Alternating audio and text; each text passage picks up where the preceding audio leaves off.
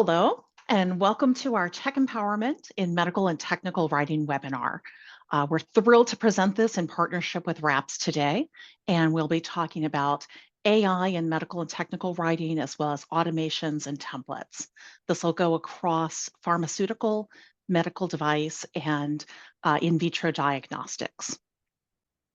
What we'll cover today is a little bit about who Celegence is and why we're hosting the event. Then we'll go into the AI and automation landscape, specifically around regulatory medical writing, because that's very different than what you may be thinking of as your typical Gen AI use cases. We'll go into AI in action. We've got live demonstrations and pilots, both CMC on the pharmaceutical side and CER on the medical device side. And then key takeaways. What does the future of AI in regulatory and medical writing look like? And then we'll have time at the end for Q&A. So please hold your questions to the end and we'll take all of those then. With that, I'd like to introduce the team. So we have Jason Mattis. Jason heads up Global CMC at Kenvue, and he'll be sharing a very exciting pilot project that he and his team ran looking at the value of AI specifically in medical writing. Panya Api. Panya is our Chief Operating Officer and leads technology innovation here at Celegence. Dimitar Stoyanov heads up our engineering team, and he'll be sharing a demonstration of our technology. And Shruti Sharma is one of our technical account managers and will also be helping with the demo. And finally, I'm Erin Cosgrove, head of business development for medical devices. A little bit of background on Celegence. We're a consulting company supporting pharmaceutical, medical device, and IVD manufacturers. And one of the things that we do differently, we started out like many consulting companies doing everything manually. And we very quickly realized that that was incredibly inefficient. We just were not going to be able to build and scale and support our clients in the ways that they needed. And so we invested heavily in building out technology to make medical writing and regulatory writing more efficient. And then over the years, we've added in AI to that.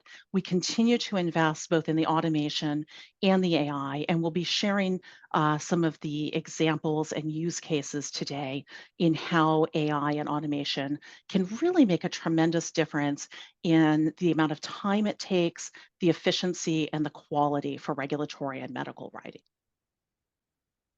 What we've seen ourselves in bringing out the use of technology, we have 3 products. We're going to focus primarily on Captis today, which is our AI and automation platform for medical and technical writing. We also have DOSplorer and DOScriber, which are used by some of our pharmaceutical clients for dossier management and ECTD. On the medical writing side with Captis, we see significant improvements in the accuracy over the manual process. We see about 30% time savings in terms of writing a typical document, and in some cases, it's even more. And then we also see faster delivery with the same type of quality that you get with a fully manual process. And those are things that are very impactful to our clients because it means that the document is written more quickly. It can get into the regulatory, whether it's FDA or your notified body, more quickly. And all of that, of course, supports the business and the business needs. So with that, let's get into a little bit of what does the AI and automation landscape look like today in terms of medical writing? And I think what many of you are likely experiencing is regulatory writing has gotten more complex over the years. I think all of us who've been in this industry for any length of time have just seen the complexity increasing every year. There's more data, both internal and external data that needs to be analyzed, potentially incorporated into the documents, incorporated in a way that makes it easy for FDA or your notified body to follow. There's the ongoing life cycle management. Pharmaceutical has been dealing with this for a long time. Now with EU MDR, we're seeing it on the device side. With IVDR, we're seeing it in diagnostics, where there's true life cycle management of that regulatory and clinical documentation. And that requires time and resources to do those updates. Then there's being able to structure the reports consistently. A lot of products have, have data. Some legacy products may have very old data where some of the original work is handwritten, it's been scanned in, and now that's got to be structured into something that matches with the most recent data. There's also a lot of repetitive tasks when we look at regulatory writing. There's things that have to be done over and over. Literature search in particular can be very, very manual, very repetitive in terms of pulling out the data. And then obviously the data quality checks, and of course, making sure that you've got accurate data transcription from the sources. So with that, where's the value on AI and automation? And some of what we hear, both from clients, what we hear at the industry conferences, there's a bit of an extreme in terms of point of view right now. One is AI's magic, you're going to be able to do everything with it. And the other is, I think, some rational skepticism that says, hey, AI is overhyped. Let's make sure we're doing this in a compliant way. Let's be as efficient as possible. Are we really ready for AI? And the truth's somewhere in the middle. And we'll go through what the capabilities are today and where it's going in the future. If you look at the evolution of writing, we're really shifting from manual to AI driven. If you look at what was done, 10, even 5 years ago, any of your regulatory or medical documents were all 100% manual, labor intensive, time consuming, manual processes, very inefficient. Today, you're seeing a lot of automation. So AI support in the technology, a lot of rule-based systems. So you can reduce the effort, you can gain some efficiency, but the contextual understanding of all of your data that's in your many source documents feeding into the regulatory document that you're working on isn't quite there yet. And then where it's headed is AI driven writing. And so this is really now context aware. So what is your product, your therapy, your diagnostic? What's the specific information just relevant to your product? And then how does that particular data and information from your source documents get translated into a full-blown regulatory or clinical document? And the key here is AI is really not replacing the experts. It can save a lot of time. There's still a strong need for that deep medical and clinical expertise to complete the writing, to make sure that everything is correct, and to make sure that it's ready to go to FDA or the notified body. What it does do is it frees up a significant amount of time that lets the writers really focus on the bigger picture. Look at the strategy of the document. Look at what's the story that you're trying to get across with that document, and take some of the more manual, the more repetitive task, and let that be done through AI and automation. And we'll share some of the details of how that works and what we've seen in terms of value there. When we look across the industry today, so this is a survey that was done in terms of how are companies using AI. And you can see that AI adoption goes from the very dark, is it's already in production. And then as it gets lighter, it's the 2025 adoption, then 2026, 27, 28, 29, and then unlikely to adopt. And when you look down, you can see there's a lot of different places that I think different companies are working on bringing AI in, looking for the value there. And the first place that we see it across the industry is data extraction. So we use it ourselves in literature reviews. You see it used a lot in RIMS, IDMP. And this, in a lot of cases, this is the first step toward content generation. Now, where we hear a lot of manufacturers say they want to go is being able to use AI truly for content generation. Small adoption today, only about 12% today. But if you look to the end of 2025, over half of the companies surveyed expect to be able to do some form of content generation with AI. Everyone who's played around with ChatGPT, Copilot, any of the other AI products that are out there knows there's some challenges when you use an off-the-shelf AI tool to try to generate something that's very technical and that needs to be highly specific for a regulatory document. And so we'll go through how to overcome that and what some of the differences are between a purpose-built tool specifically for regulatory and medical writing compared to using an off-the-shelf Gen AI tool. And with that, I'm going to turn it over to Panya and team, and they're going to share a demo and talk a little bit about the pilot project that Jason and team did at Kenvue. Thanks, Erin. Yes, the next section will be around sharing what we have built in Captus with our a few features that represent automation and AI, and then we'll discuss our R&D projects with Kenvue on CMC and then the AI-generated clinical evaluation reports. So our first demo will dive into some features of our Captus platform. So as a background, our Captus medical writing platform was built initially with a focus on the device industry, and now it's become a flexible medical writing solution.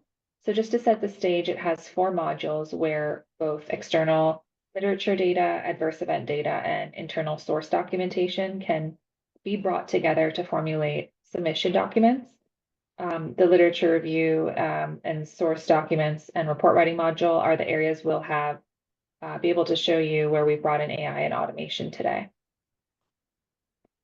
And just to go more specific with AI integrations, as soon as OpenAI released their API around 2 years ago, we started to explore where this amazing explosion of capabilities in Gen AI could fit into the process and the functionalities that we had built into Captus. And the first thing we focused on was our literature review module. We've set up a way to add predefined prompts that help to extract data out of literature, and you'll see that in the demo. So our writers were having to read through 10, 15, 20-page papers and extract data manually. And this could be for sometimes up to 100 articles for a given project. So this was an excellent area to start and to focus on AI extracting a first draft of information for the writer. And an interactive chat works in the literature module as well as a source document module. So we'll show those applications now. And with that, I'll hand over to Shruti. So this is Captus.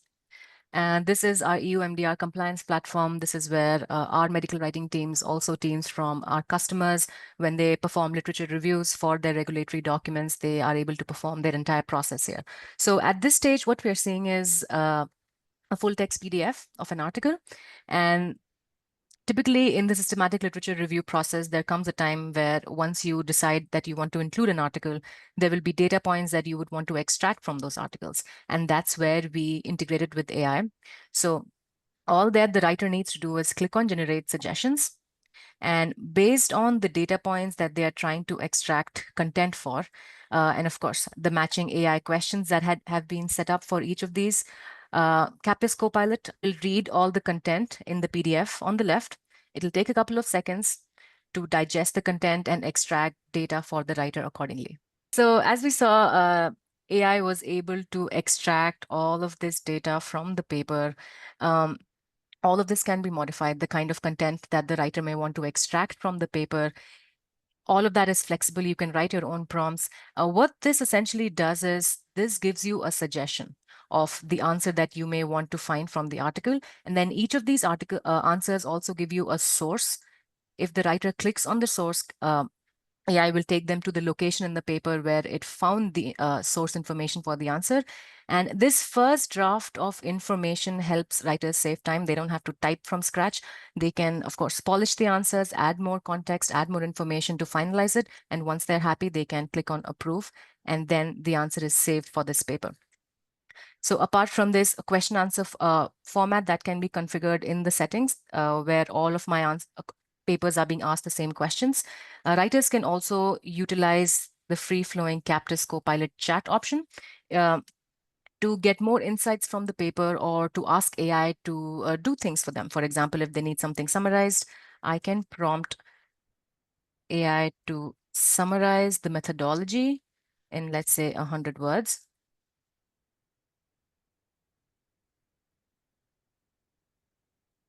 And there we have a quick summary of the methodology based on the prompt that I gave. So this is what we have in the literature module. We also have a similar functionality in the source documents module, where technical information, technical files on the product can be uploaded. And once opened, writers can again use the chat option with AI to get insights from the paper. Let's say I want, this is an IFU of a device, and perhaps I'm trying to find out the intended patient population.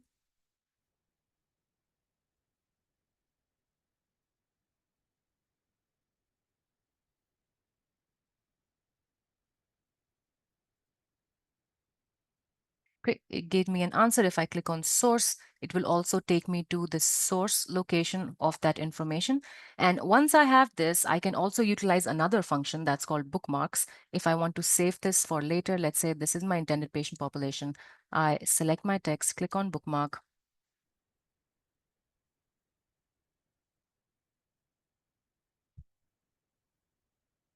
And save this location for later use. So that's the AI in the source documents module. Let's now quickly load a template of a document that I want to draft in this project. So I can load my list of templates. Maybe I want to make a CER. I give it a name. I save it. Let's go back to the project.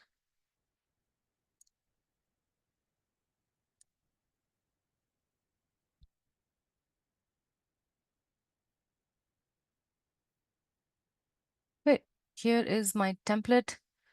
Now let's look at this particular section. So this is supposed to be a template. This should have been empty when I loaded this, but if you notice, a lot of this content that we see regarding the product information is already populated here. This is due to a feature called the data dictionary. So the data dictionary works as a master repository of information for the product. Any information that does not really change, regardless of the document being drafted, can be configured as a master entry. And when we build templates the first time in the system, we can also put placeholders for these dictionary entries. This way, whenever our users load a template, if the project already has a matching dictionary entry with a value configured, Captus will auto-populate all those placeholders with that information. So in a way, you actually have pre-filled templates even before you actually start working on them.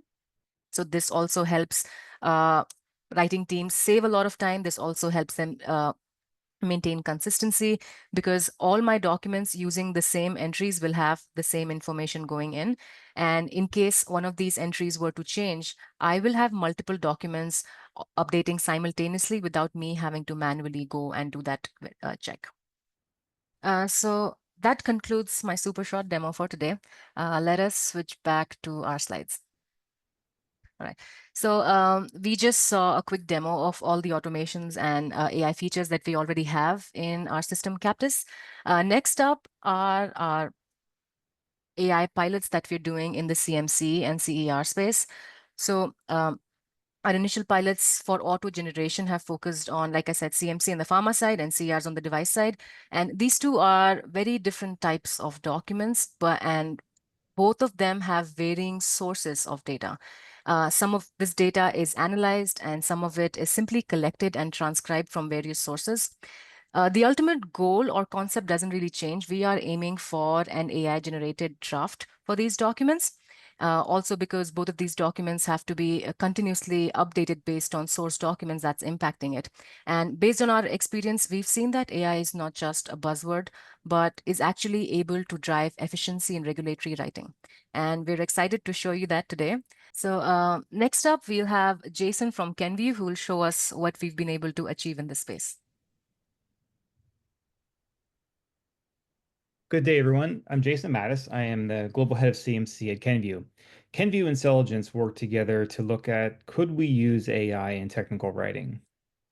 I'm going to give you an overview of what that pilot looked like, and then we'll have a live demo of what that actually was. At Kenview, we have thousands of products that go into 140 plus markets on a regular basis. So our challenge was, with a limited amount of staff and resources, how do we manage this really time and labor intensive process of preparing dossiers, getting these submissions out based on all these changes coming to us from these different manufacturing sites? Some of it involves an extensive writing process and a thorough review and approval process. We wanted to see if AI could help us even streamline some of that. We looked at exploring a pilot with Celegence to see if we looked at the most commonly updated 5 or 6 documents that we submit globally for our products, could we use the Captus tool with Celegence to write some of this? We looked at the ones that, like I said, were most common. We wanted to find something that could be 50% or more accurate. Now, let me explain that. We were looking at these 5 to 6 documents that had already been submitted to health authorities. We gave Celegence the source documents that we use to mainly write them. We gave them our templates, and we gave them the outputs that were submitted to health authorities. The goal of this pilot was, could Captus provide an output that met what we sent to health authorities 50% or better? So when we compared it word by word and line by line manually, was it 50% or better than what we had submitted to health authorities? That was the goal of this pilot. We looked at these 5 documents here. So P1, P41, and then our 3 stability sections. We wanted to look at, again, these are very highly frequently updated module sections. These are in most of our updated documents that we send in. Some of these take, a couple hours to write. Some of these take longer. If it's the stability section, then we have a lot of data tables that need to be transcribed. That's going to take a lot more time than just simply putting in some of the specifications. So we wanted to look at what was the biggest bang for our buck, what would provide us the biggest return. We have over 70 documents in Module 3 when you look at drug substance and drug product. We wanted to take a look at first the most common ones, the ones that were most frequently submitted, and honestly, some of the easier ones. We weren't going to go into the pharmaceutical development section because, again, that's a very extensive, very long, complex document, and it's not going to come at every stage of the product life cycles we have. So these were the 5 we piloted and looked at.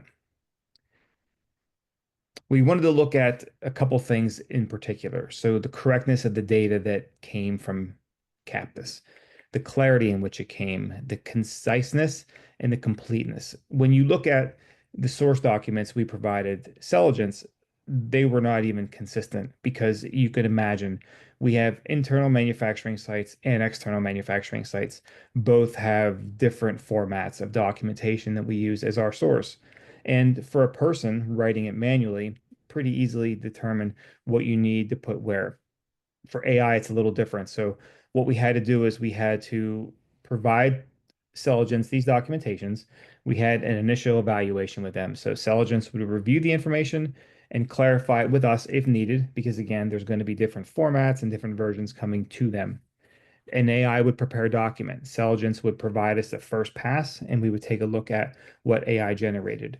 We would review it, and maybe there were some minor updates we could provide them or minor clarifications. Then they would run the document through AI again, and then give that final review to us. And then it kept going for all of these. We held 30-minute calls each week with Celegence to really just go over, again, what these initial outputs were, what these second takes were. The nice thing with Celegence was they have a CMC expertise on their team. They knew already how to interpret and digest and understand our source documents. There wasn't a lot of lift from our end. We simply provided the source documentation and, again, a consult here and there with these 30-minute cadence meetings to tell them, yes, this looks good, or no, this is what needs to be done. And then we went and took them and scored them. When we looked at those 5 documents that I mentioned we were piloting, our goal was 50% or above. And we found that the first pass, so halfway through that diagram on the right, we were hitting around 65, 70%. And after one minor update, we were achieving 80% or better, which when you think about that for those 5 documents, to get a draft that's 80% or more accurate as someone who manually wrote it, it's incredible, right? Because we are doing this now in minutes. Captus is doing this for us in minutes versus us taking hours, days, and sometimes a week to write that documentation. That now frees us up on the Kenvue side to work on other projects, to manage other things, to work on strategy, to work on major efforts that, require a lot more of our time, and we can focus our efforts there and allow Captus to continue to work on these minor documents. I'm now going to turn it over to Demeter. He is going to actually go through and show you what we did and give you a live demonstration of this pilot in action. Thank you, Jason. All right, everyone, before we jump into this demo, let me give you a little bit of an idea what this is and some information about the document. So this is a demo that was prepared for this presentation, and it focuses on two specific documents that we wanted to share with you, picked for different reasons. The documents that we're going to be presenting is the description of dosage form and stability data. Let's jump into the first one, and I'll explain while I'm showing our technology. I'm going to explain why they were picked and basically the interesting pieces about and the interesting challenges that we needed to solve while we worked on this pilot. So for the as you can see, for the input of the description of the dosage form, we're actually using three separate types of documents. That's the MFR, which is the master formula record. Let me compare the output versus the input side by side, and I'll explain where the data is coming from, how it was analyzed, and in a real world scenario, you know that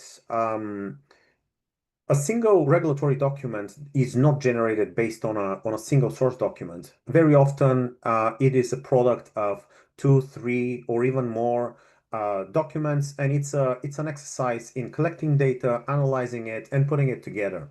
So this was the reason why we picked this document. Although it's a short one, it represents how our technology was able to analyze different documents, put the data together, and extract the relevant information for each product. So in the first document, the product that we are going to be looking at is F111-1. As you can see, from the master formula record, we're extracting a list of ingredients with their unit weight. But in the final document, there is also a function column. This is where the second document is coming up. This was, in the case of Kenvue, this was done from a technology transfer plan. Because that's a dummy document, it doesn't represent the real size or scale of the document. In reality, it was a document that was about 60 to 70 pages. And in the middle of the document, there was a series of tables that were relevant to different products, and it was listing the different ingredients and the different coating composition with the function of each ingredient. So using this second document, we successfully extracted the data and managed to merge it together with the master formula record and generate this table. The third piece of the puzzle is a container closure system. As you saw, I picked two documents. The reason is each of these documents describes a different container, a system, and it describes the product that it's relevant. In this case, this document describes a full pouch that is relevant to the Pure Bite product, and in the case of the other document, it describes an HDPE bottle, which is relevant to two products. That's the Pure Bite and the Pure Bite Tasty Mint, which is another formula.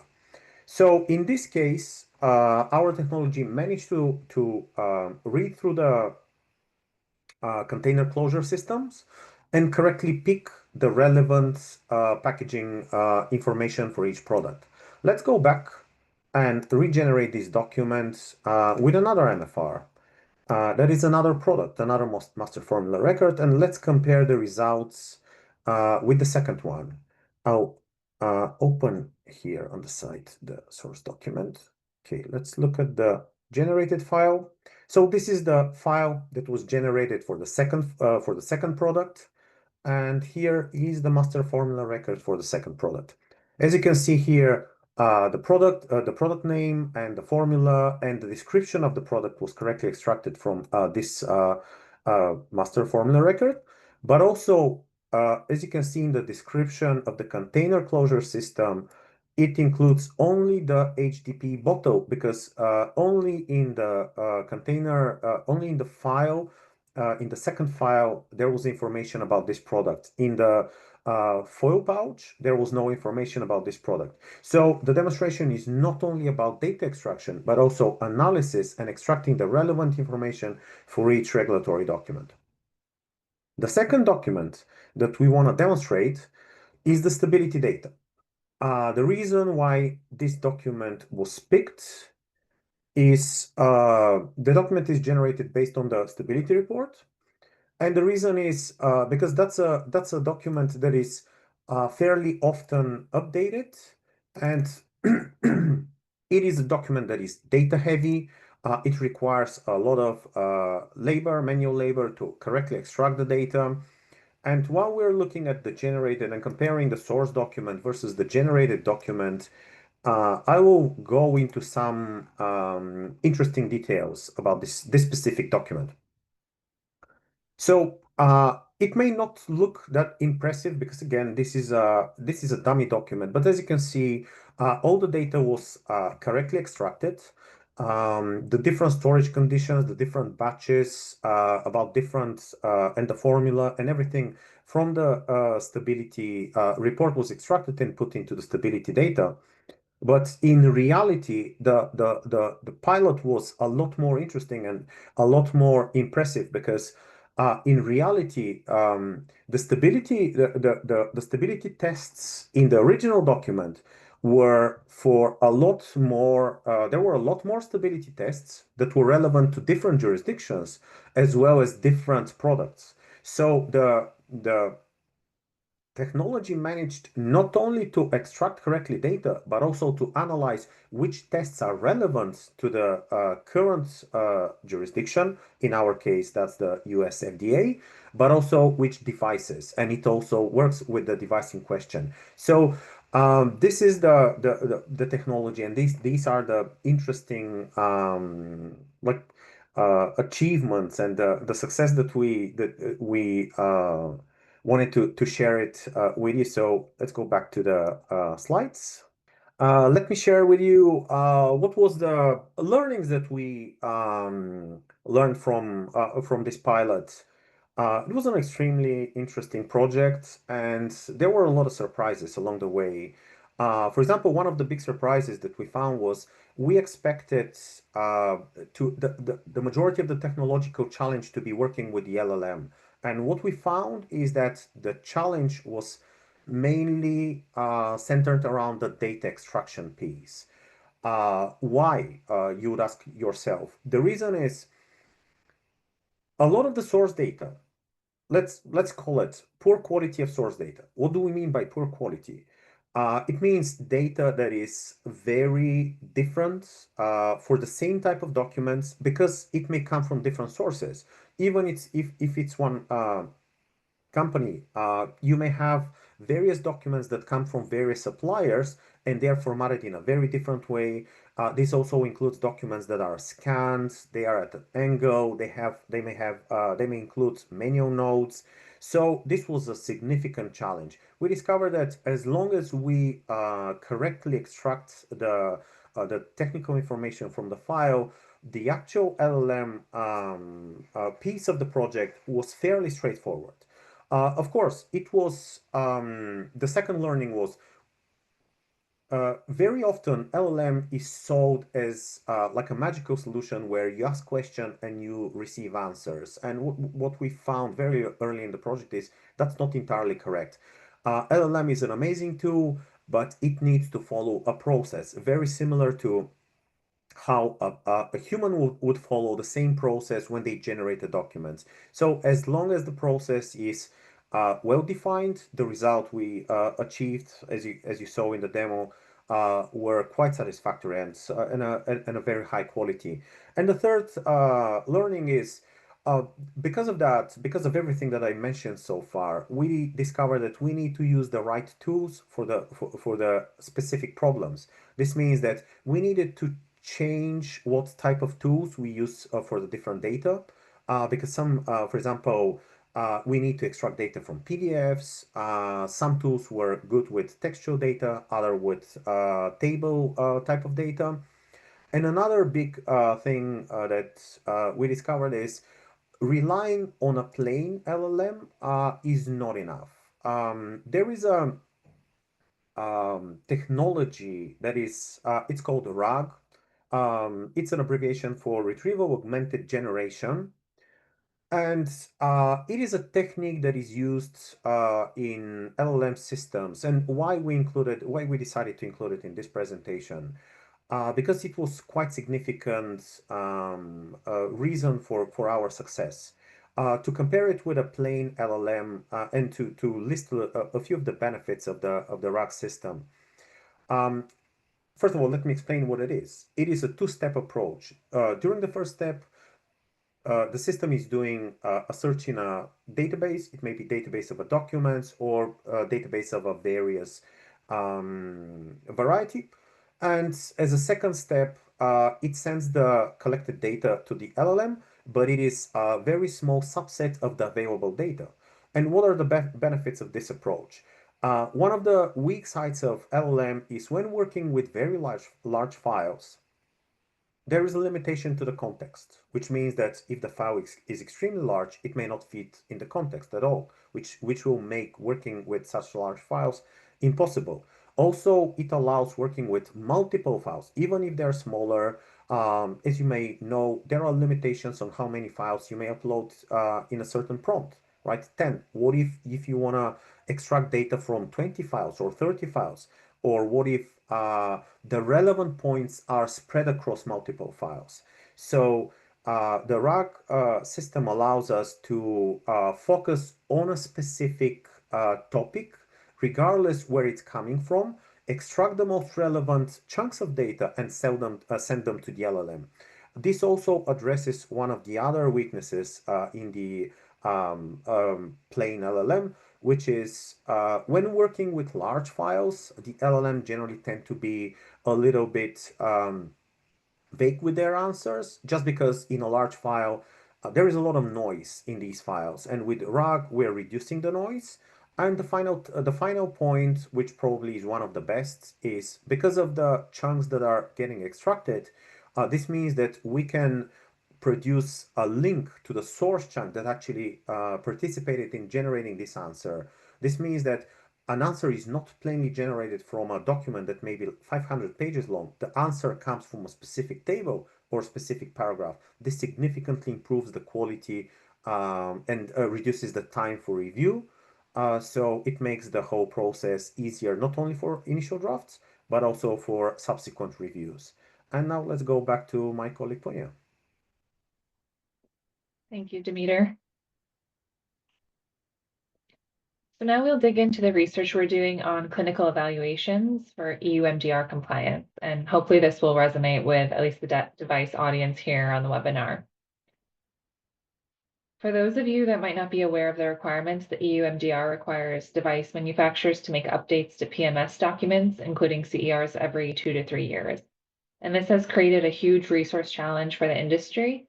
At Celegence, we've written hundreds of clinical evaluations that comply with EU MDR, and this was an area we wanted to focus on as well for AI content generation.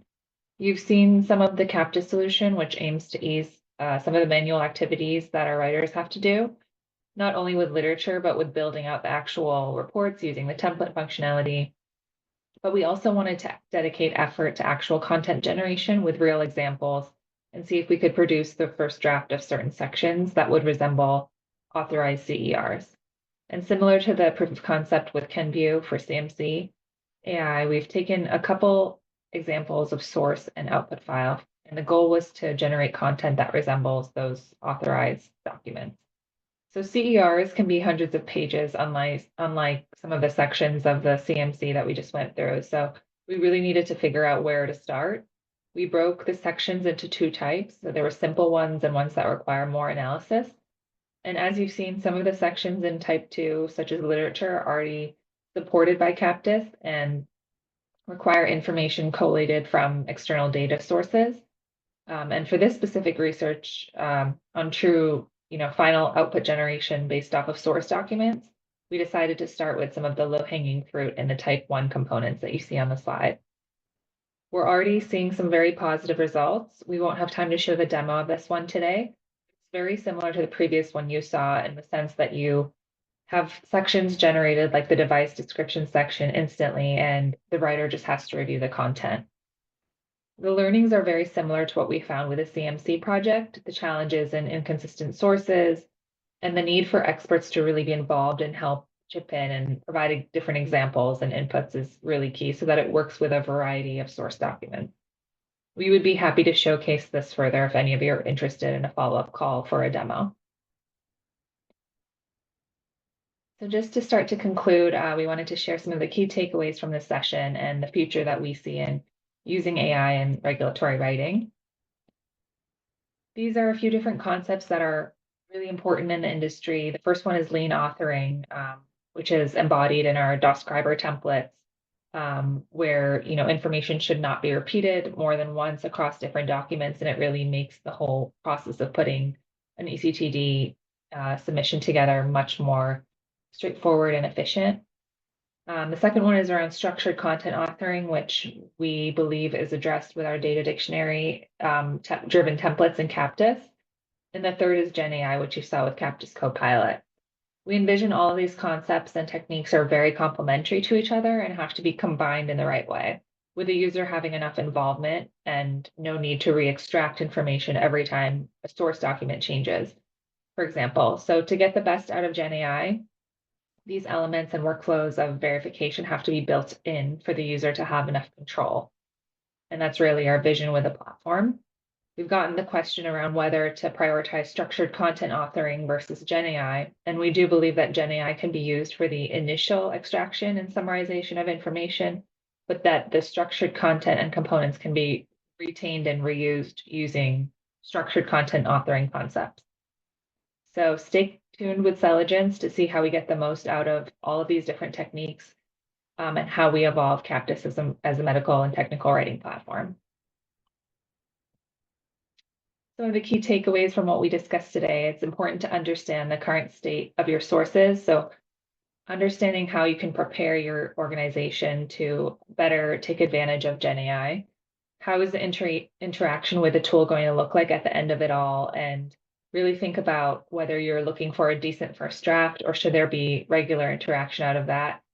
If you're focused on lifecycle management, which most companies would be in terms of keeping documents up to date over the course of time, with different sources changing, you really want to think about how the system's going to pull in sources and stay up to date with different information.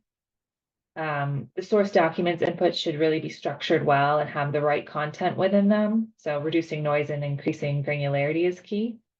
And it's also important to be really aware of whether you have nuances in your process that are dependent on people and not process driven. So can you train someone with zero experience to do this? And if you can't, then you're probably going to have a little bit of a challenge getting AI to do the same. Partnering with a company, a third party, is always going to be helpful, especially in the case where the client is in the industry that's so specialized like life sciences. Celegence is focused on regulatory, as you know, and that specialization has given us deep domain expertise, which allows us to combine the Gen AI capabilities with regulatory knowledge and build purpose-built solutions that can really be used from day one. So we're dedicated to both ML and non-ML based techniques within Captus, and we're really focused on building, end-to-end report writing solutions that will take into account the fact that this space relies so much on lifecycle management and not just the first draft. We are seeking partnerships with various manufacturers to address various complex use cases and to tailor Captus to meet specific requirements. And we'd be happy to discuss more. Lastly, I just want to touch upon the fact that many companies are bringing in LLMs for generic use cases, such as search across enterprise systems. So for specific use cases like document generation, we highly advise that it makes more sense to work with a provider who is doing this across customers so that they can apply learnings to your work and bring efficiency to your teams in a much faster way. We see that businesses are expecting teams internally to take time away from their day jobs and that they might already be completely overwhelmed with work. So working with a partner can really take away some of the burden from internal teams. And with that, we'll conclude and go into our Q&A section. Thank you all. Thank you, Panya. Some very thought-provoking information there and some great examples. With that, we'll open it up to questions. And if you can just type those into the chat, we'll take them and answer them as they come in.